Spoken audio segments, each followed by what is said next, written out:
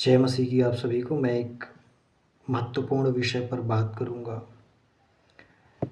क्रोध एक स्वाभाविक प्रतिक्रिया है। जब हम क्रोध से भर जाते हैं, लेकिन हम क्रोध से भरते क्यों हैं?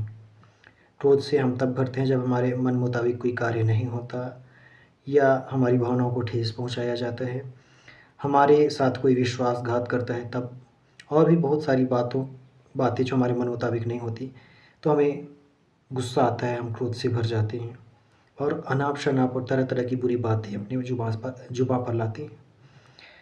हम अनुचित बातें करने लगते हैं, श्राप देने लगते हैं, गाली देने लगते हैं।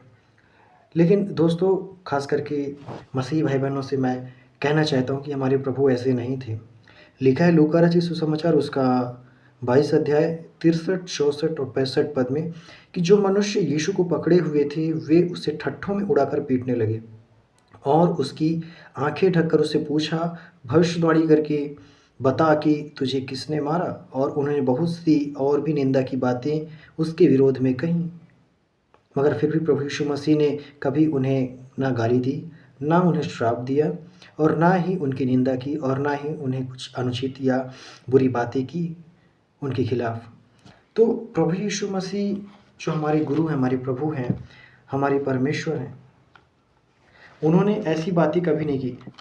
लिखा है पहला पत्रस उसका 2 अध्याय उसका 23 पद में कि वह गाली सुनकर गाली नहीं देता था और दुख उठा करके धमकी नहीं देता था।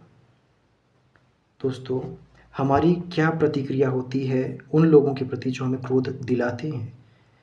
हमारी प्रतिक्रिया क्या होती है जब हमें गाली का सामना, अपमान का सामना करना पड़ता है? तब हमारी प्रतिक्रिया क्या होती है? क्योंकि हमारी प्रतिक्रिया ही दर्शाती कि हमारे भीतर कौन है।